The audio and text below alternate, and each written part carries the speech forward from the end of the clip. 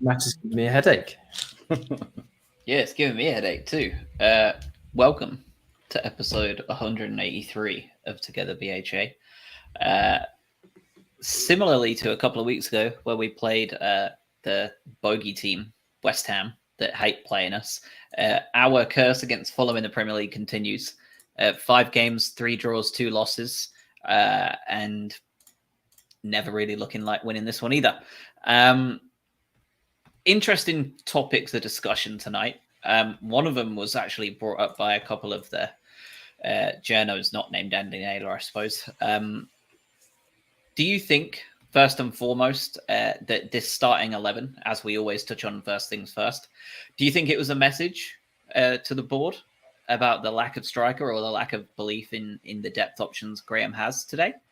Or do you think that this was Graham trying to be clever, i.e. Liverpool in a couple of games last season? I think it's the latter. I don't think it's a message per se. Welbeck was on the bench and he came on. I just think he got it wrong today. I don't know.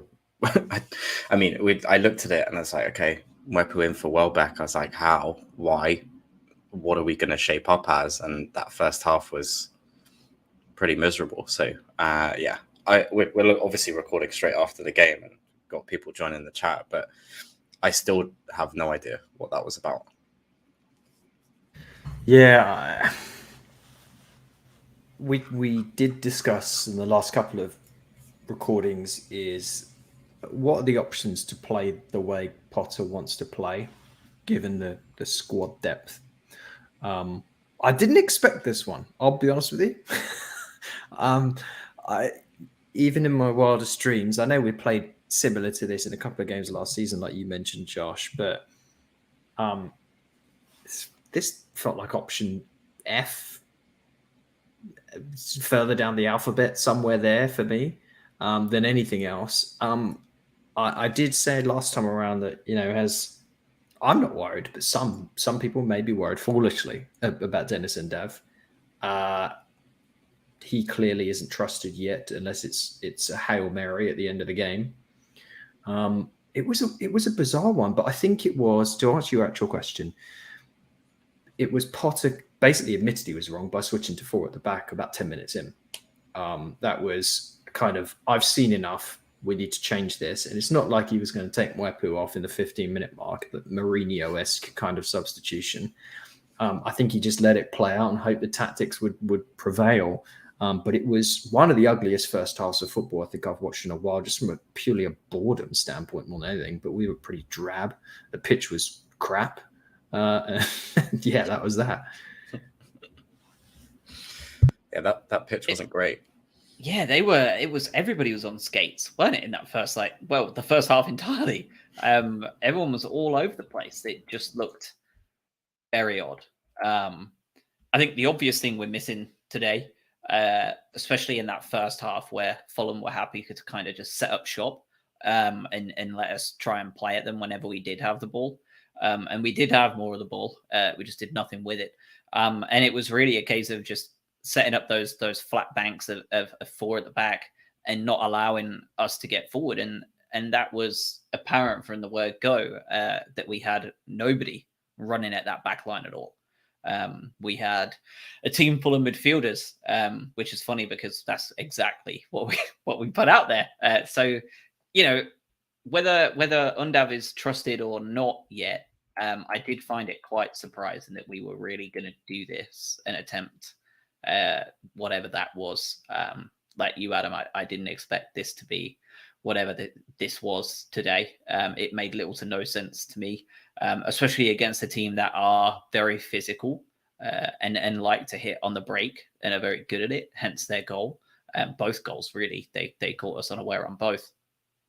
So I was surprised to see us play in a way and set up in a way that's so built to play a lot of fancy football in front of them and allow them to do exactly what they did.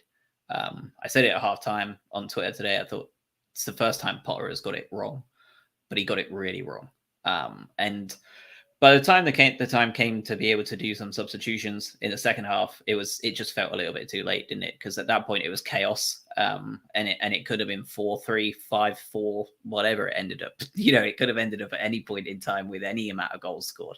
Because that back line today, switching from 3-4 to 3-4, how uncomfortable did they all look today? They did not look at it whatsoever, including Big Bob's almost absolute disaster last there as well. Yeah, I mean, that would have just been the icing on the cake of just silliness, wouldn't it? If he just what? I don't even understand what he was doing. Just sort of flapped a bit, went over his head. Like, just if it's just punch it if you don't think you do anything with it. I think Andy Naylor, one of Andy Naylor's tweets, summed up the first half in some ways for me. It's Graham Potter is beckoning the forward players to push up and close the space when Fulham have the ball in their own half, lying too deep. Yeah, I mean, yeah, they are, because there's zero focal point at all.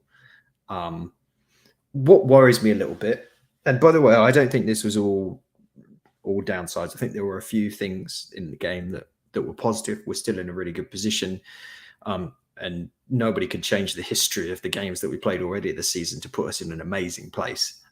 Definitely a couple of winnable games as well after this one. It's if Welbeck is the answer, right? And I know we've all been very, very, very, very high on Welbeck. He's been doing an amazing job. That you have to worry. Like, if we do not have a sufficient plan B, if we don't play Danny Welbeck, that is a problem for a number of reasons. And to me, if this is plan B, I'm concerned. I'm concerned, and I want to see something happen in the next 48 hours, or I think we'll have to sit around in a seance and pray that Danny Welbeck doesn't do what Danny Welbeck does, get injured. Yeah, send us your hair, fans. we'll use it for some kind of voodoo spell or something. But it also means that we don't think Undav is the answer either. I think that's the real crushing point. Is, no one could have predicted this. If they're, you have Morpay going out a few days ago, you're like, right, okay, because Undav is the plan B then. If we're going to start Welbeck every game and we need something to change, or if there's a physical team where Undav can throw himself about a bit and be a bit petulant, then I thought that this was the game where he could do it. But we don't go with either and wait until we're 2-0 down to make any sufficient changes. And other than reverting to a back four, like you said, about 5-6 minutes in, tactically, from our standpoint, obviously, a pinch of salt, but it was wrong today. And like you said, if you're lying deep and there's no recognized forward on the pitch, then you can stay there. And it just never created any problems. It almost feels like we talk about Potter being Pep-esque, don't we? Or people do. This felt like Pep overthinking a game, like too smart for his own good a little bit, and just go with a simple option, mate. Just play a normal 11, and Wepu's not really looked particularly. It's a bit unfair to judge him, but he's not really had a go this season, and this was a bit of an unfair place to put him in as well. Some question marks there too, but yeah, it felt like the Champions League final Pep-based team for me. Yeah, and if you're bringing in Wepu, who has only had 10-20 minutes every game, don't bring him in to then have him play a role that's not his normal role. Don't bring on Dennis Undav and have him play left winger. Not sure what that was all about, but he wasn't a striker today when he did come on. But that was a throw of the dice, wasn't it? At the end, I think we were out of options at that point. Yeah, it's just lob him anywhere. I mean, you say we're out of options, but we did waste a whole hour playing without any focal point whatsoever. Yeah. So, like, do you know what I mean? What a waste of time. Like, just a hopeless shape. Like, there was no outlet. There was no runner. Even Morpay used to do that, right? Like, when he would be up there on his own, he was at least annoying and pressed well. He just wasn't quick enough to stretch him when the ball would come up long. But yeah, like,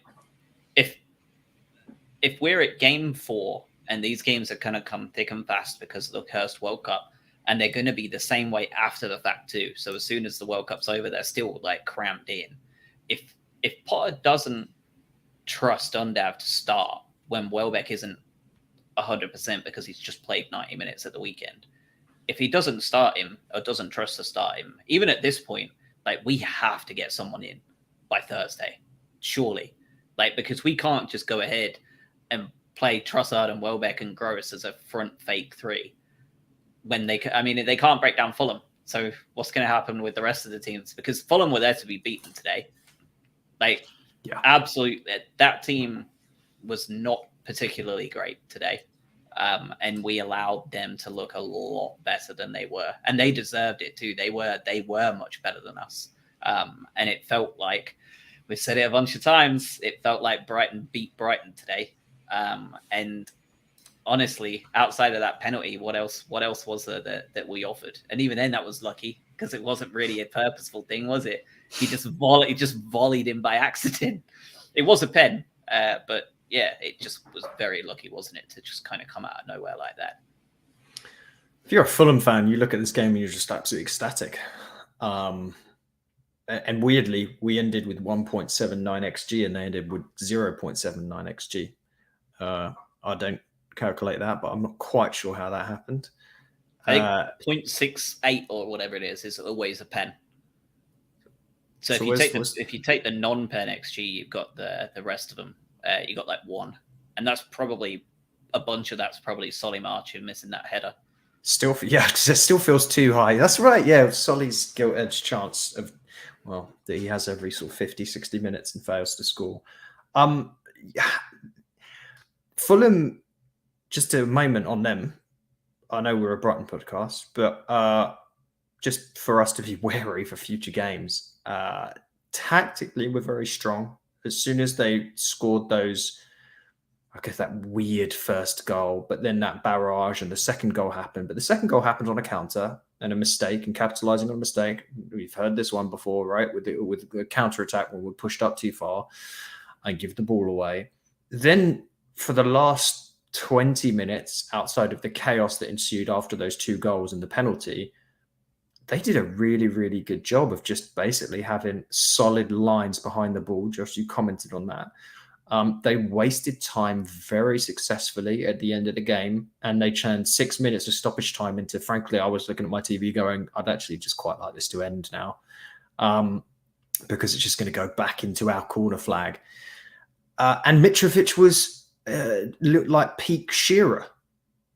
He was using his body remarkably, being that really frustrating number 9, a truly impressive performance. And he made our defenders, like, we're talking about Dunk being called up for England. Dunk looked terrible today. Webster looked terrible today. Estupinian essentially cost us that second goal with his mistake and hacked down Mitrovic to get a yellow card after the goal. Just quite bad. Someone said in the chat, I mean, was anyone over 6 out of 10 performance-wise? I honestly think our best player was Mitoma for like 25 minutes. I thought Lamptey played well as well. I really want to see him start, though, because I don't know whether this is like sub-speed or whether he really has got that pace back yet. And it's always hard to know against tired opposition. So, like, I would like him to start. But yeah, it's hard to judge on how bad this team was today when everyone was shocking. The whole thing, Chelsea, there is that. Yeah, and we still are on 10 points, which is great. But that team today, I just feel like we don't know what our. Oh God, I've got to go downstairs in a second. I just don't understand. I'm speechless for the first time all year. I just don't know what we were looking at. I don't know what Potter's idea was. I don't know. I was impressed today at the way in which Fulham dominated the midfield against a team that has historically battered everybody in the midfield today. And I think that's because they allowed them to push those centre halves up. Like you were saying, they're allowed to just push up and cram it with about 8 separate players and take over that way. Do we have anything good to say about any players today? It's opinion. Let me touch on that actually, because you noted that he cost us the goal today. He is absolutely not 100% up to speed with the Premier, is he? He took no, and I think that's what cost it. It's what cost him against who did we just play? Leeds, and it's what cost him today. He thinks he's got a second and a half longer than he has. And it cost him at the weekend, almost cost him at the weekend because he almost scored that own goal. And it cost him again today because it did cost us a goal. He looks good going forward. He showed that same kind of danger today as he did against Leeds. For me, I thought he looked good going forward, but going back, like physically, obviously he's great, but my God, like he thinks he's got 2 seconds more than he does. And in this league, we're going to get punished every time he makes that mistake. To me, it was rough to watch, and against a very counter-attack heavy Leicester City this weekend, that's a worry for me. Yeah, you got to give him that time, but yeah, it's one of those things. You can clearly see that he's not up to, I guess, not up to the standard that maybe we expect. Just yeah. And back to what we're seeing in the channel, what we're just seeing, I don't think anyone played well today. So it's just one of those things where it's like, okay, well, let's try and dig out some positives somewhere. And, Lamptey coming on and causing some issues is good. Mitoma is very direct. That's exactly what we needed, someone to run against them. That three at the front with Trossard, Gross, and Mwepu at the start just doesn't cause them any problems. They push up. We have no one to run in behind because we won't. So giving that option and changing that up was necessary, but too late. And too many individual mistakes too. You saw it towards the end of the game, like with Sanchez and Webster. Just everyone I feel like everyone did something stupid in the back 4 or 5. Everyone did something dumb. I feel like that 92nd minute is like the epitome of today, just where Sanchez nearly gave it away. Webster then gets tangled up in the corner flag and gives away a corner, and it's just that is today for me. In a nutshell. But you're right. There's too many individual errors today. They pushed very hard. They're a very physical side as well. It's not just Mitrovic. They're fast. They're physical. And whatever the plan was today was obviously thrown out the window very early doors, and we were improvising from that point. Yeah, and there's lots of comments on the chat as well on some takes from the game, and Dan's just posted. We play well against counter-attacking teams. There's a space for us to attack. We can't break down teams that sit back. I feel like that's been a problem we've had for quite a long time, right? But at the same time, there were opportunities in this game before we imploded, and we just weren't at the races for quite a bit of it. But even before they fully sat back, there were ways around that team. We have the ability to get around that setup, but we screwed ourselves over.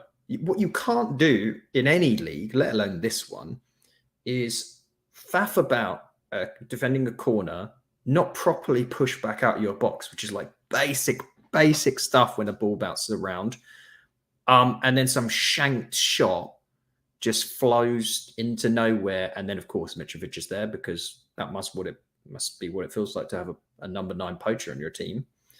And then the classic like mistake and counter attack, and then Dunk's sort of yearly own goal. That's 6 in the Premier League now. Yeah, it's not great. So yes, after that point, there's not a team in this league that isn't, well, given outside of Man City, Liverpool maybe, but even them maybe, that aren't just going to sit down and be like, you're away from home. It's on a Tuesday. We're 2-0 up. Try and get yourselves out of this one, lads. What are you going to do? We are going to park the bus. There's not many teams that can really get around that. Even when you watch some of the greats out there, it's not an easy thing to do. It really isn't.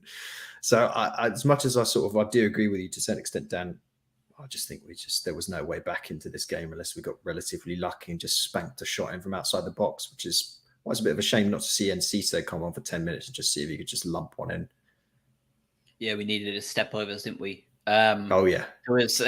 There's a reason I'm not, because usually, right, with the format of these things, even if we go live immediately, it's very easy to just go through the overarching stats, talk about it, look at what that looked like on the pitch.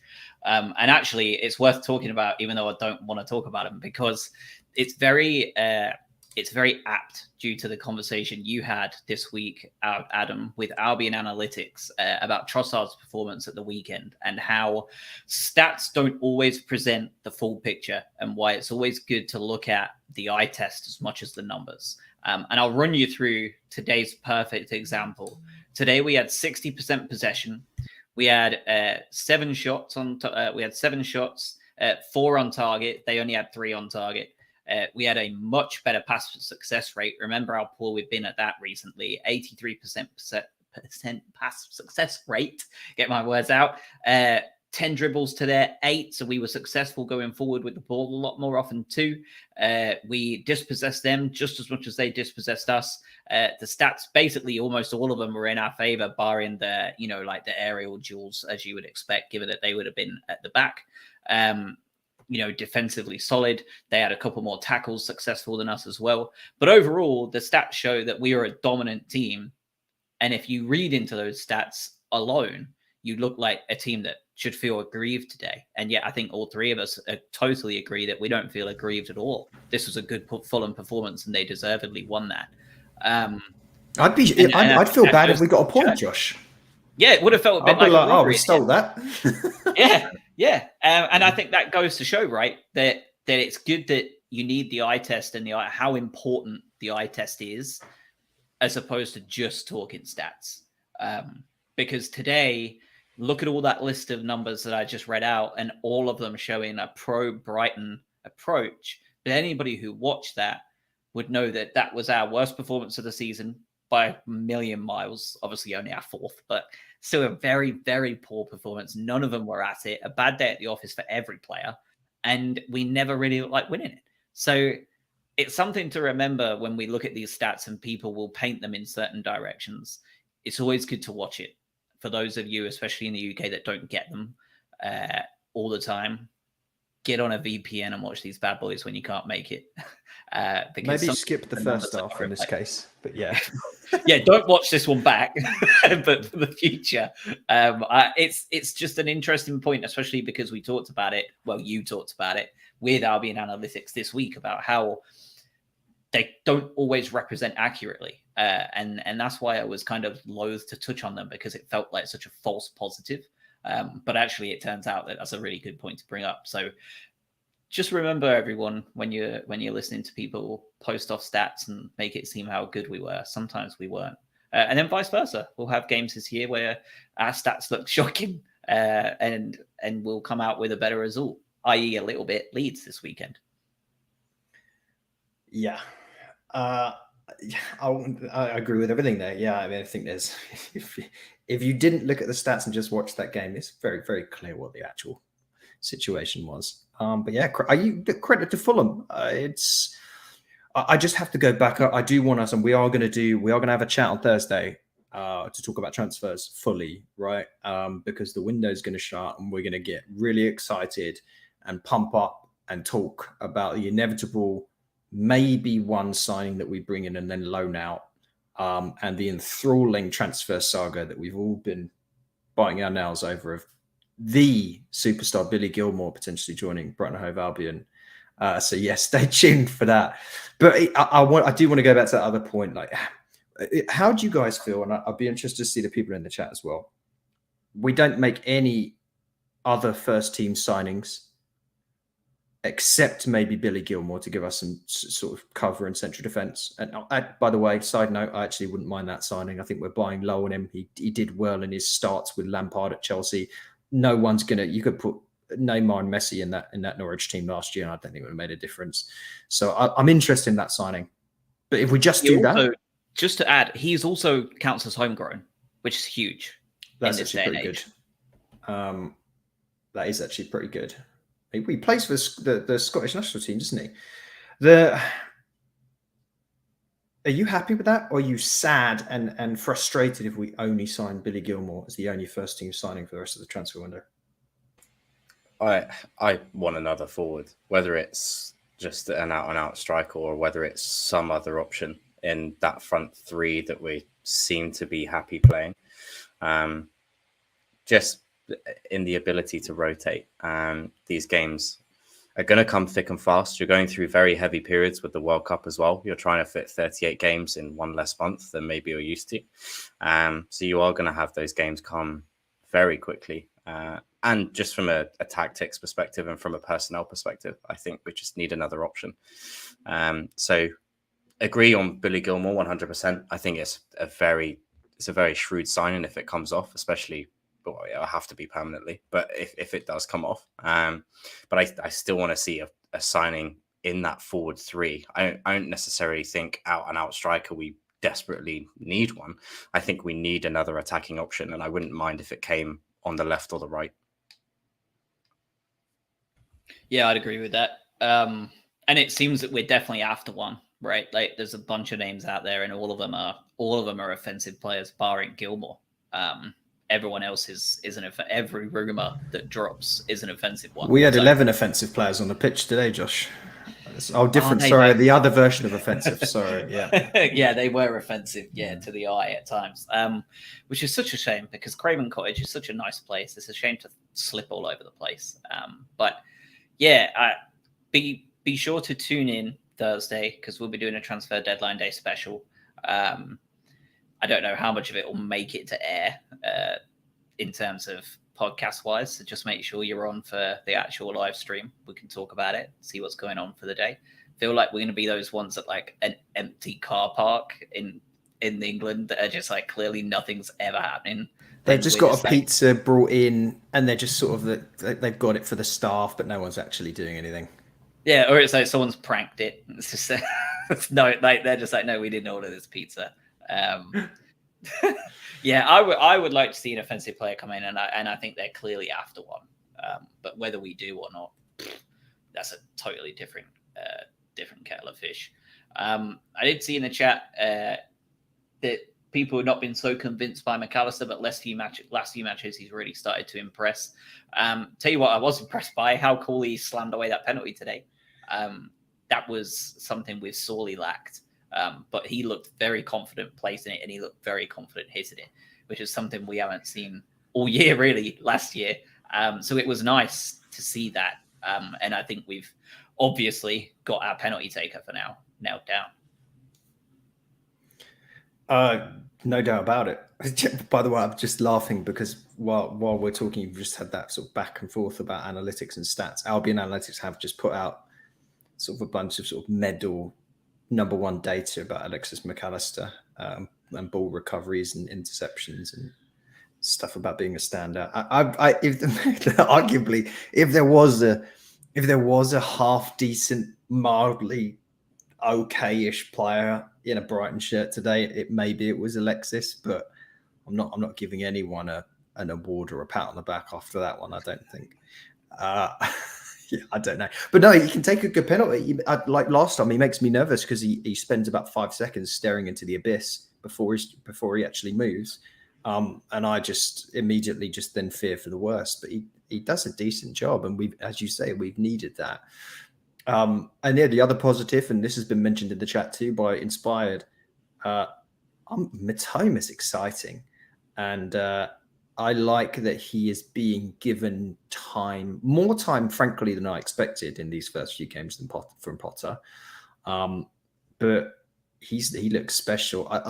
When I was watching him, I got drawn towards a very vague, multiple years old movie reference. This might not make any sense to anyone listening, but you remember when Robin Williams first gets the flubber in that movie?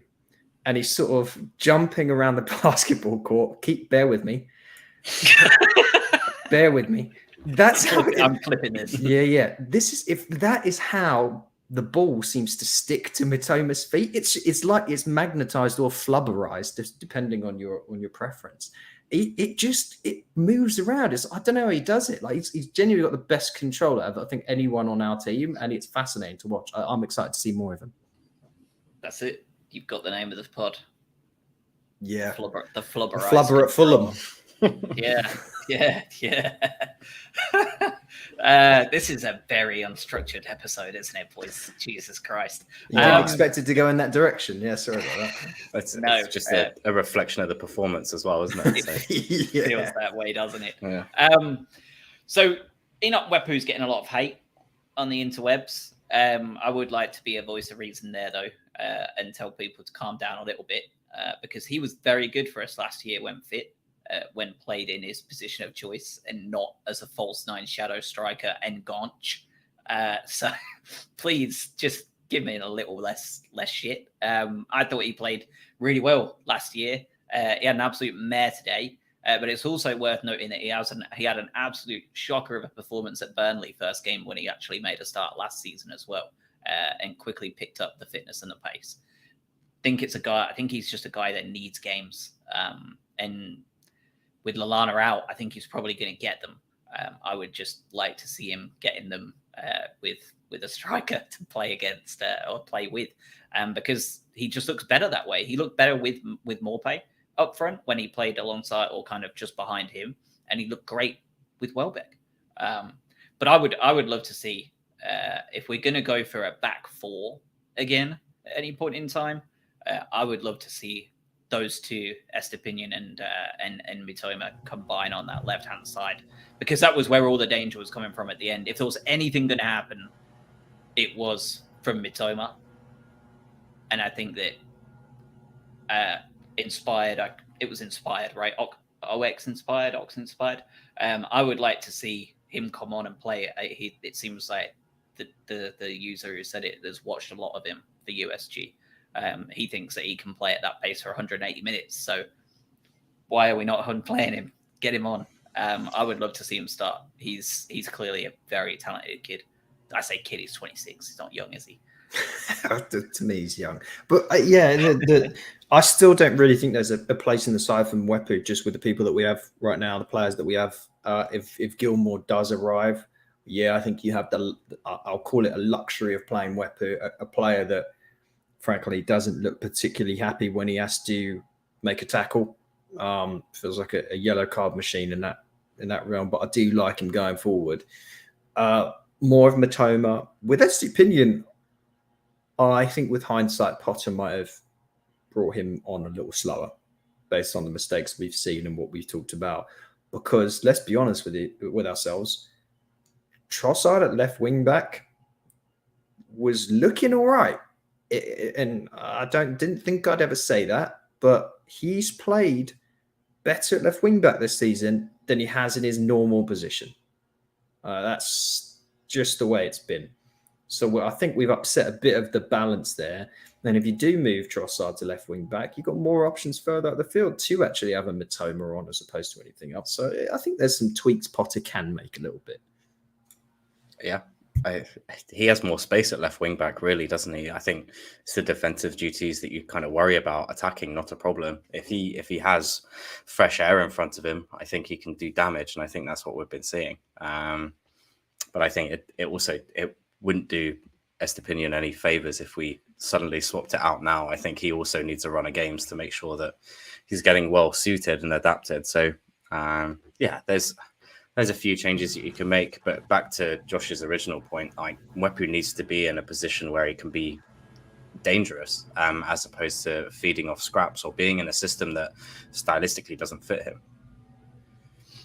Yeah, I think you're right with Estepinian. You kind of can't really pull him now, but at the same time, you saw him when he got subbed off. He was pretty angry. I think he threw an armband on the floor. Like, you could tell he was annoyed with his performance, which you probably would be when you essentially give a goal up.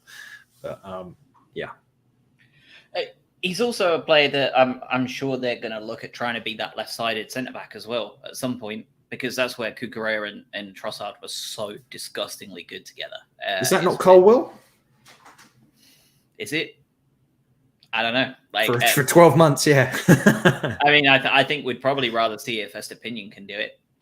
He's obviously got. I mean, he's got the intangibles more than Cucurella had. Yeah. To be that kind of marauding centre half, and it would give us more options everywhere else. Here's a controversial one. Well, not for you, Adam. I think you're going to be clapping. should we just drop Solly now? Oh, I was going to say, I was literally going to ask you, are we allowed to talk about Solly Marshall? Yeah, I think we have to, because there's only so much goodwill a player can have when they miss so many chances. And I posted a stat about it the other day of how good XG wise Pascal Gross has been. And I think he's had like three goals off of 1 XG, like 1.7 or something like that, or like 1.3. Solly March, he's way underperforming his stats, and I suspect it's going to look a lot uglier tomorrow when FB Ref update it. It's not like it's going to look worse again. He's obviously, he does a lot for the team in the role he's playing at that kind of right wing back, pushing right wing back as well. And actually, again, we're all over the place here, but special shout out to some of those disgustingly good diagonals that Dunk was playing out to him today, by the way. It's about the only good thing Dunk did all day. But those diagonals out to him, every time I see him do one, I just think, like, how can Gareth Southgate not think this is a player that can play out of the back? He can do all of the versions of playing out of the back. But he can't finish those chances. Trossard can when he plays left wing back. Craig, do you want to say something here before I sort of get attacked?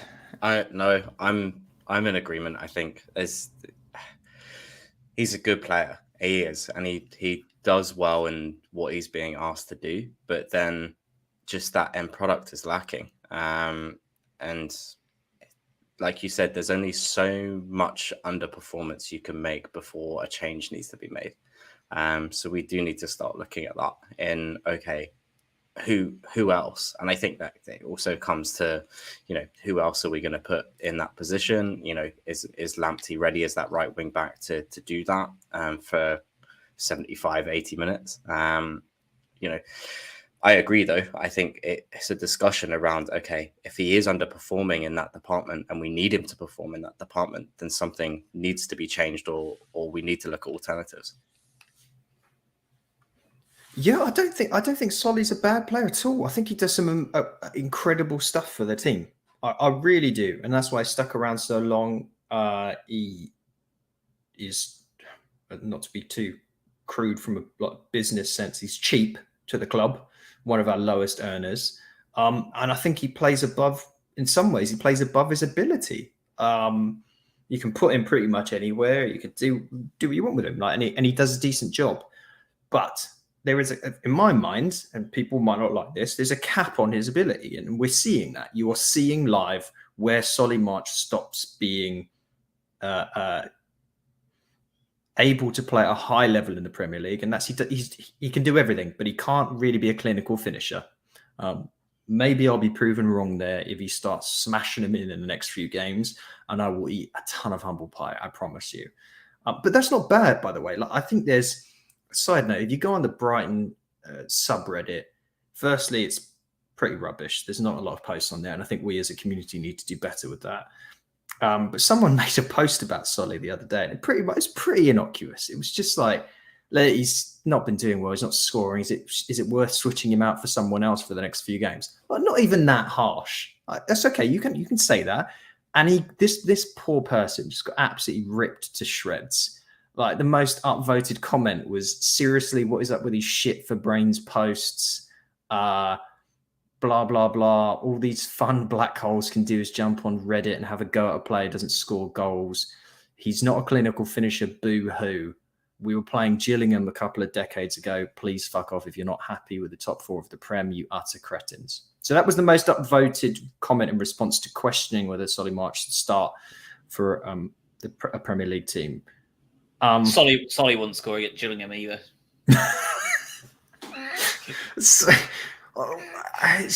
Another one was just one of our own, not a striker. I love Solly, won't have a bad word said about him. You can be a fan of the team, and you can also look at things and go, you know what? Yeah, he does a lot of things really well, but maybe there are areas for improvement. We're a team knocking on the door of European football, truly. If we play things correctly over the next season or two.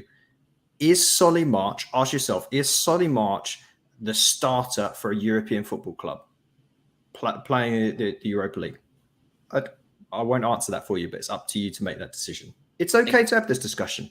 I think it's probably a rhetorical question, Adam, at this point. And I see the value he brings, absolutely. Yeah. But he ain't Europa Audi League or whatever they call it. He's just not, and that's okay as well. It's that's why I try and stay away from the online communities as much as I can for nonsense like that.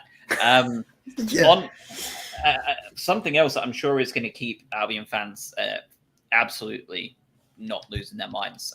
Facundo Buenote, the lad we were about to sign for 10 million quid, is off. They're no longer selling him.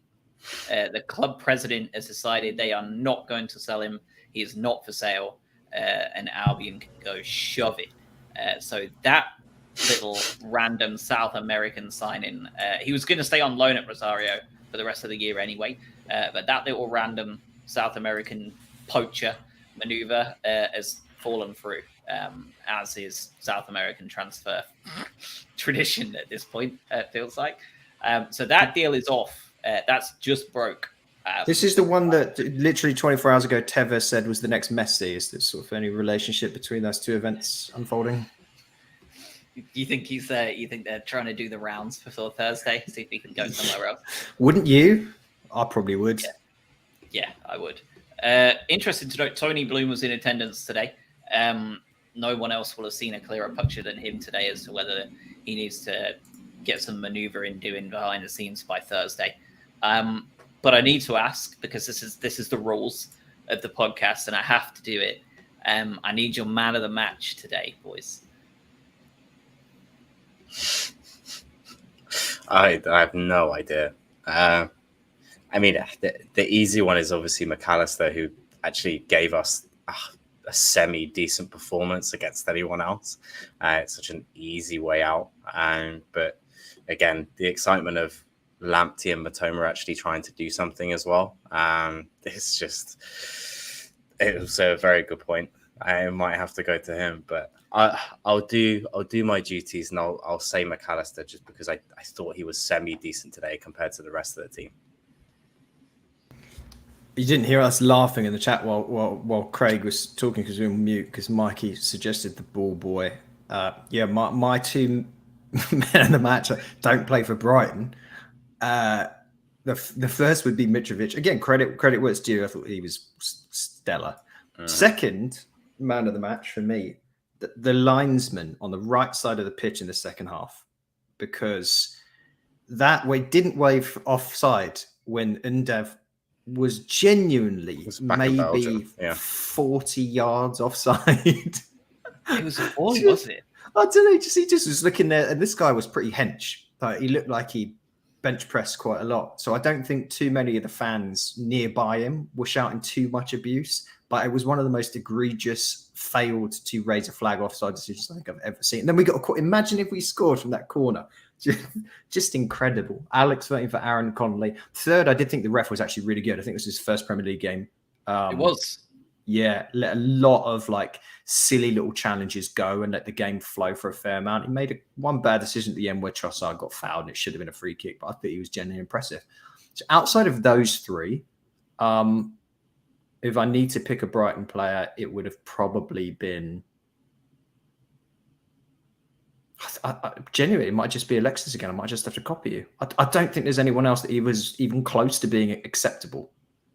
Yep, I'm joining the bandwagon. I can't even pretend to say anybody else. That was it, really. He scored the goal. He looked really good doing it, like great pen, and that's about it, really. I thought the ref had a really good game. You can the corruption hasn't settled in yet, has it? He's not had his special dinner with Mike Dean yet. So he's been playing regular refereeing games. Around the league, there's been a couple of funny results today as well, and I think that goes to show that this division last year was really weird, and I think it's continuing in that vein this year, even more so, because the teams that have come up are stronger. And the teams that are usually at the top are showing a little bit of just erratic behaviour. Your Liverpools and your Man Cities. Obviously, we got beat today, but Palace and Brentford drew. Palace have been in great form, and Brentford held them off. I think they scored late. Southampton dicked on Chelsea 2-1. Where has that come from? Like, Southampton are the weirdest team in the league. And then Leeds and Everton, a team that went off to a beautiful start, and a team that are absolutely appalling, came away with a 1-1 draw at Elland Road, where you would expect Leeds to bounce back after that defeat at the Amex, and couldn't do it, and didn't look like they were favourites to do it at all. It's only early on, obviously. Arsenal, City, and Spurs all play tomorrow, so they could all bounce well ahead of us. Not that we're genuinely chasing the top group, but those all play tomorrow, so you would expect them to pull away. But I mean, I don't know. It's a very, very strange division, and I think that we were just talking about this weekend, or no, we were talking about it 2 nights. Whenever we played FIFA together, Adam, how a bit blurred at this point. It's impossible to know. It's impossible to know who's going to get relegated this year, because there's about 12 teams that could be down there at this point. And we've not even talked about the fact that we've already had a managerial firing. Turns out you don't lose 9-0 and then essentially say it could happen again because your chairman and board aren't giving you any money to strengthen your squad and keep your job. You put up a days since last 9-0 sign in the boardroom and wonder why you got fired now. So don't, if you're in employment and listening, don't do that, or the equivalent.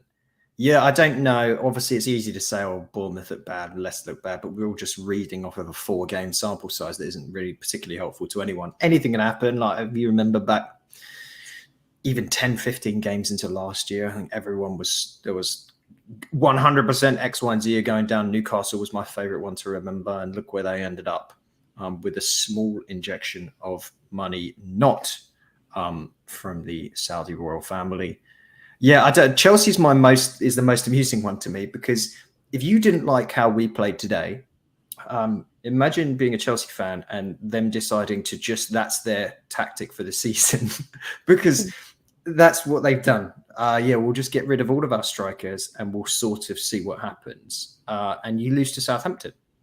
So that's what they've done. And now they're going to have to give Barcelona a sort of 17th lever and buy Aubameyang on deadline day, who's 33, 34 years old, in the hopes that maybe they have a striker.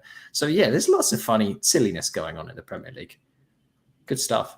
It would be a funny few days as well. Obviously, we'll come back together for deadline day, but I think we're going to see a fair bit of movement. I mean, Chelsea have spent, $250 million at this point in this, this summer. The Forest will sign another 15 players in 2 years. The Forest are going for the record. It'd be interesting to see what the other teams do. There's a few knocking about. I think I saw Barber saying you never know what's going to happen. So maybe even we'll see some movement. Who knows?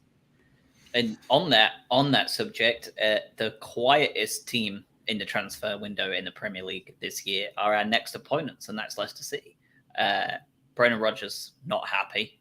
He actually came out in a press conference today talking about the fact that nothing's happened, so why would he expect it to be any different by Thursday? So he better not lose 9-0 in his next game then. I know. I thought the same thing. I was like, the people are getting spicy after Scott got fired.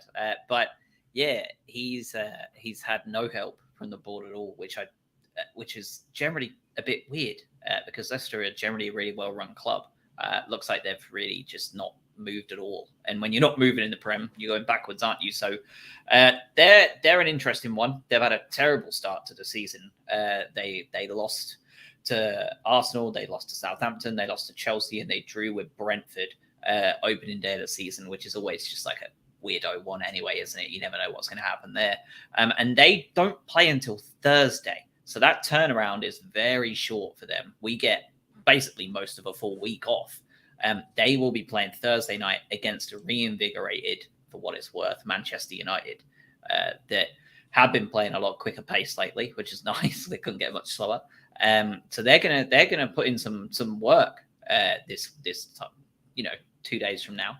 And this is a team that doesn't look like they're going to strengthen. If they do, they're not going to be ready for Sunday. So we're going to be playing whatever's put in front of us now, and could well be close to, if not bottom of the league, when they come visiting.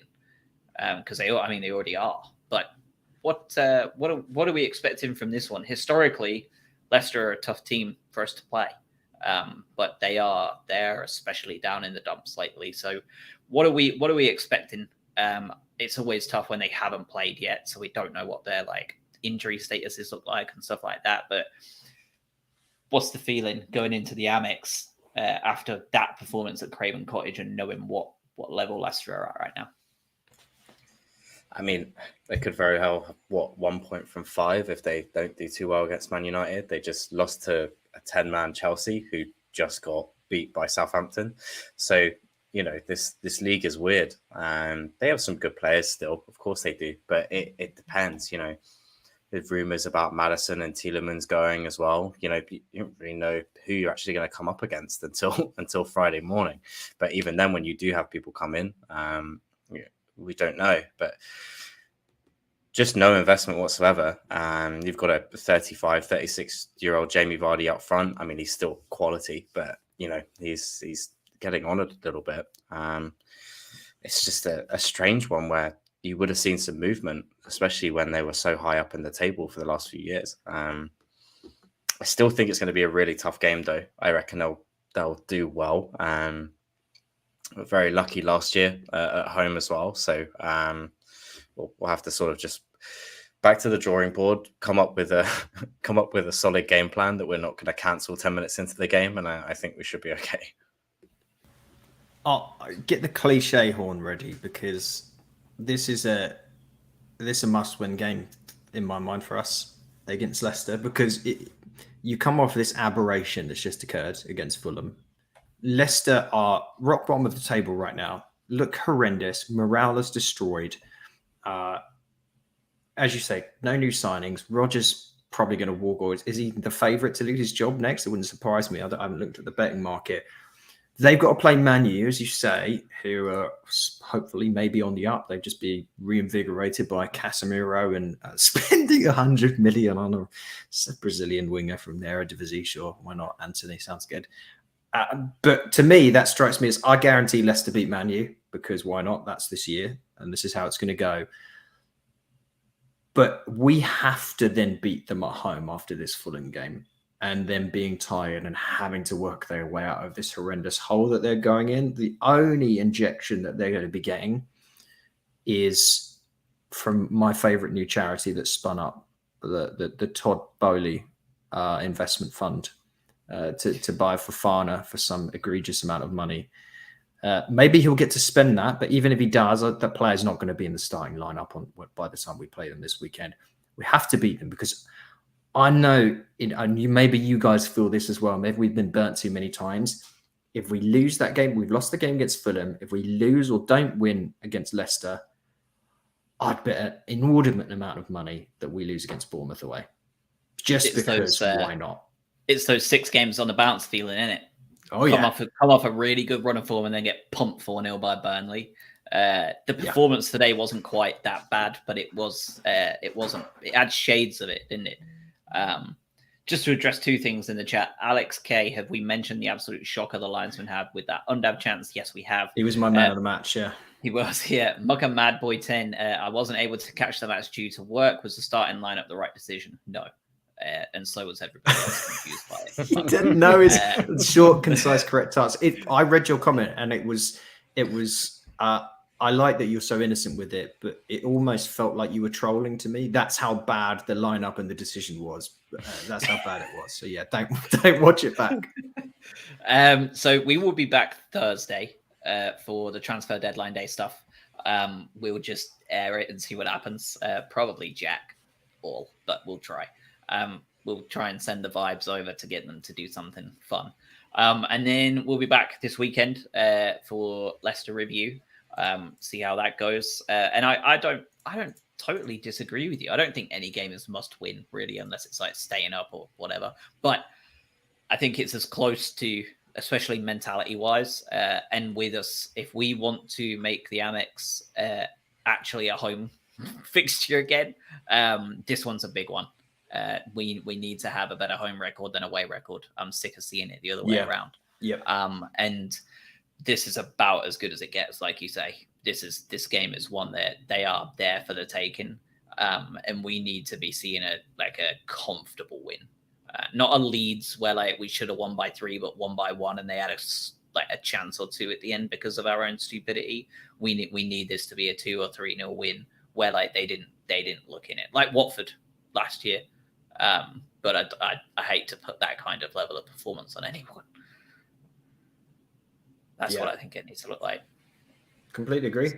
We're looking for that bounce back as well, isn't it? Just making sure that we don't go on a barren run like that. Because if we, like you said, if we do lose the Leicester game, then we sort of get into that confidence territory where we could be losing multiple on a bounce.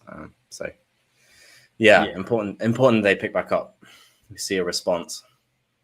Welbeck straight back in. Welbeck straight back in. But I'm not panicked after this game. This game was so stupid against Fulham that I don't want to use it as part of any kind of assessment. Like, it just felt like it's an outlier. Just that we weren't there for that. Let's go on. Let's pick back up where we were before. It was chaotic. It was shambolic, and it was just one to forget. Let's just pretty much sweep it away.